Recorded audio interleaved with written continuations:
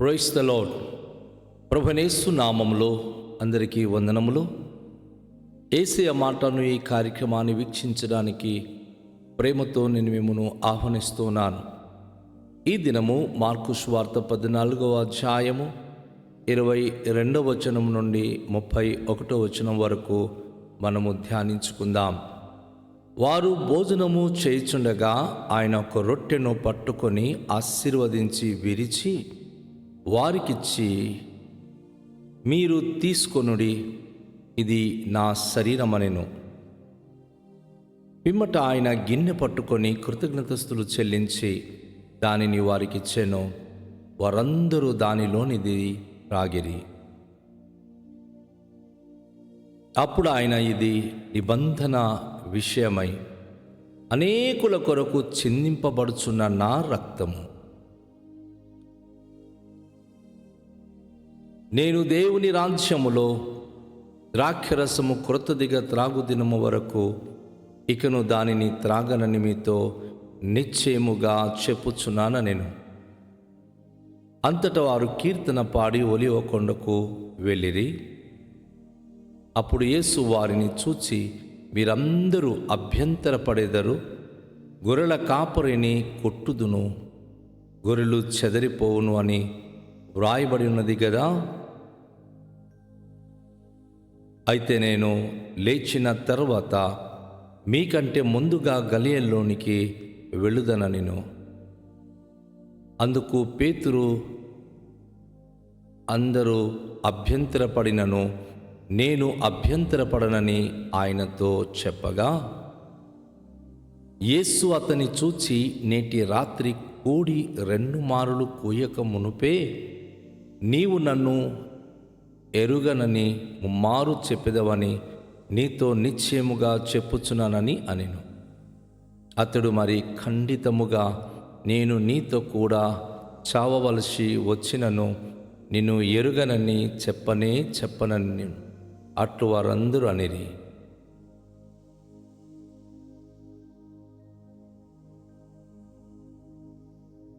ప్రియమైన దేవుని యొక్క ప్రియ బిడ్డలారా,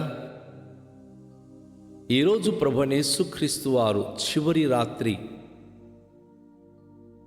వారు చేసినటువంటి ఒక ప్రత్యేకమైన విందు భోజనం గురించి తెలియచేస్తా ఉన్నారు. పస్కా పండుగకు సర్వసాధారణంగా పాత నిబంధన ప్రకారము ఒక గొర్రె మాంసము, పొంగని రొట్టెలు, చేదుకూర తినేది అది వారికి దేవుడిచ్చిన నిబంధన.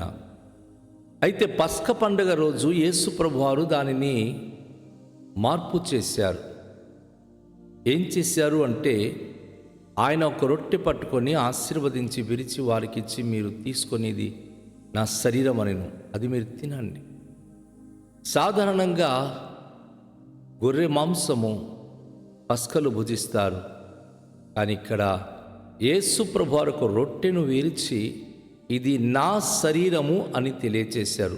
కారణం ఏమిటంటే, ఆయన పొందిన దెబ్బల చేత ప్రతి మనిషికి స్వస్థత కలుగుతుంది. ప్రభు పొందిన గాయమును బట్టి మనకున్న సమస్త వేదన బాగు చేయబడుతుంది. అందుకే ఈ ప్రభు భోజనం అనేది విశిష్టమైనది, చాలా ప్రాముఖ్యత కలిగినటువంటిది. ప్రభురాత్రి భోజనములో యేసు ప్రభువారికి సాదృశ్యమైన రొట్టెను మనము భుజించినప్పుడు అది ప్రభు అయిన యేసుక్రీస్తు శరీరం అని విశ్వాసముతో మనము భుజించాలి. అదేవిధంగా ఆయన ఒక గిన్నె పట్టుకొని కృతజ్ఞతస్తులు చెల్లించే దానిని వారికిచ్చెను. వారందరూ దానిలోనిది త్రాగిరి. గిన్నె పట్టుకొని అంటే ద్రాక్షరసము నిండిన గిన్నెను పట్టుకొని తన్నిన దేవునికి కృతజ్ఞతలు చెల్లించి, మీరు దీనిలోని త్రాగుడి అని చెప్పారు. ఆ ద్రాక్షరసానికి ఒక అద్భుతమైనటువంటి విషయాన్ని, అర్థాన్ని ప్రభు ఆపాదించారు. ఏంటంటే, ఇది నిబంధన విషయమైన అనేకుల కొరకు చిందింపబడుచున్న నా రక్తము. గొర్రెపిల్ల రక్తము ఐగుప్తు దేశములో ఆ గుమ్మములకు చిలకరించినప్పుడు ఆ గుమ్మములో నివసించేటటువంటి ప్రజలకు ఎలాంటి మరణకరము కాలేదు, మరణదూత వారిని తాకలేదు. ఈరోజు యేసు ప్రభువారి యొక్క రక్తము చిందింపబడి ఉన్నది కనుక ఎవరైతే ప్రభు అయిన యేసుక్రీస్తు రక్తానికి సాదృశ్యమైన ద్రాక్షరసమును సేవిస్తున్నారో ఆ నిబంధన రక్తము ప్రతి ఒక్కరి పాపముల నుండి వారికి క్షమించబడ్డానికి, మరణకరమైన భయంకరమైనటువంటి వారి యొక్క జీవితాలను ఈ రక్తము ద్వారా ప్రాయశ్చిత్తము చేయబడి వారు పవిత్రపరచబడానికి ఆనవాలుగా అది ప్రభు అనుగ్రహించి ఉన్నాడు. ఆ సమయంలో మనం గమనించినప్పుడు ప్రభు అంటున్నారు, నేను దేవుని రాజ్యములో ద్రాక్షరసము క్రొత్తదిగా త్రాగు దినము వరకు ఇకను దాన్ని త్రాగనని మీతో నిశ్చయంగా చెప్పుచున్నానని నేను. ఈ యొక్క నిబంధన ప్రభు భోజనము మనకు ఒక అష్యూరెన్స్ ఇస్తుంది, మనకు ఒక హోప్ ఇస్తుంది. ఏంటంటే నిశ్చయంగా ఈ రొట్టె ద్రాక్షరసం త్రాగి ప్రతి క్రైస్తవ బిడ్డ, దేవుని పట్ల నమ్మకత్వం కలిగి తన నిబంధన ప్రకారంగా జీవిస్తున్న ప్రతి క్రైస్తవ బిడ్డలు దేవుని రాజ్యంలో యేసు ప్రభుతో పాటు క్రొత్తదిగా ద్రాక్షరసము త్రాగేటటువంటిది ఖాయము. అనగా ఈ లోకంలో మనం ద్రాక్షరసమును రొట్టె తింటున్నామే, పరలోక రాజ్యంలో 1000 ఏండ్ల పరిపాలనలో ఆయన విందు భోజనం ఇవ్వబోతున్నాడు. ఆ విందు భోజనంలో ఆయన మరలా మనము ఆ ద్రాక్షరసమును క్రొత్తదిగా మనము త్రాగుతాం.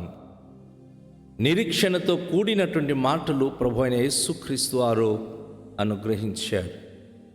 అలా తన యొక్క నిబంధనను వారికి తెలియచేస్తూ రొట్టె ద్రాక్షరసం గురించిన నియమమును వారికి నేర్పించిన తర్వాత అందరూ కూడాను కీర్తనలు పాడుతూ ఒలివ కొండ దగ్గరికి ప్రయాణమై సాగిపోయారు. ఎందుకంటే ఒలివ కొండ దగ్గర తను రాత్రంతా ప్రార్థించబోతున్నారు. అయితే యేసు వారిని చూసి ఒక మాట అన్నాడు, మీరందరూ ఈ రాత్రి అభ్యంతరపడతారు. గొర్రెల కాపరిని నేను కొట్టుదును, గొర్రెలు చెదిరిపోవునని వ్రాయబడి ఉన్నది కదా. ఇది ప్రవక్తల లేఖనాల్లో ఉన్నటువంటి ప్రవచన వాక్కు. ఆ ప్రవచన వాక్కులో గొర్రెల కాపరైన యేసు ప్రభును మరి ఎవరైతే తనను యాజకులు, ప్రధాన యాజకులు, శాస్త్రులు హతమార్చాలనుకున్నారు, తనను పట్టుకొని హింసించి చంపబోతున్నారు,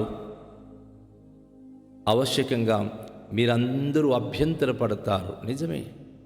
ఈరోజు క్రైస్తవ జీవితంలో ఎక్కడైనా గనుక హింస కలిగినప్పుడు అనేక మంది అభ్యంతరము చెంది, శ్రమలు చూచినప్పుడు అనేక మంది దాగుండి వారి జీవితాల్లో ఉన్నటువంటి ఆ యొక్క ప్రత్యేకమైనటువంటి సమర్పణ నుంచి వైతొలిగిపోతున్నారు. అయితే యేసుప్రభు వారు గొర్రెల కాపరిన నన్ను వారు చంపిన మాత్రాన, వారు సిలువకేసి వధించిన మాత్రాన నేను సమాధిలో ఉండిపోను. నిశ్చయంగా నేను చనిపోయి సమాధి చేయబడి 3వ దినాన తిరిగి లేస్తున్నాను. మీకంటే ముందుగా గలిలయలోనికి నేను వెళుదును అని చెప్పి వారికి అద్భుతమైన మాటను తెలియచేశారు. మరణము గురించి, పునరుత్థానము గురించి తన శిష్యులకు ఆయన ముందుగానే తెలియచేశారు. నన్ను చంపుతారు, నేను చనిపోయినా సరే నేను పునరుత్థానము జీవము కనుక నేను నిశ్చయముగా లేస్తాను. అవునండి, యేసు ప్రభువారు పునరుత్థానము జీవము కలిగినవారు కనుక ఎవరైనా సరే ప్రభువైన యేసునందు విశ్వాసం ఉంచి ప్రభునందు నమ్మకము కలిగి ఉంటే వారును ఎలాంటి శోధన శ్రమల మధ్య నడిచినా వారు గెలుస్తారు, నిలుస్తారు, ప్రభు కొరకు స్థిరంగా జీవిస్తారు. ప్రభు అంటున్నాడు, మీకంటే ముందు గలిలయలోనికి నేను వెళతాను, గలిలయలో మనందరూ కూడా కలుస్తామని చెప్పి ప్రభు తన యొక్క ముందుకు జరగబోతున్న విషయాన్ని తెలియచేశారు. అయితే ఈరోజు ఇలాంటి విశ్వాసులు కూడా ఉంటారు. చూడండి, ఇక్కడ పేతురు అనబడిన తన శిష్యుడు తనలో ఉన్నటువంటి ఒక ప్రత్యేకమైనటువంటి ఆవేశపూరితమైన తీర్మానాన్ని తెలియజేస్తూ ఏమంటున్నాడంటే, అయ్యా, అందరూ అభ్యంతరపడి మిమ్మను విడిచిపెట్టినా నేను మాత్రం మిమ్మను విడిచిపెట్టను. నేను మీ విషయంలో అభ్యంతరపడను. ఆవశ్యకంగా మీతో నేను కలిసి చనిపోతానని తన త్యాగపూరితమైన మాట యేసు ప్రభుకు ఆయన స్పష్టంగా తెలియచేశారు. నిజమే, ఈరోజు చాలామంది ప్రభు కొరకు చచ్చిపోతామని వస్తారు. ప్రభు కొరకు ఎంత శ్రమలైనా సరే మేము భరిస్తామంటారు.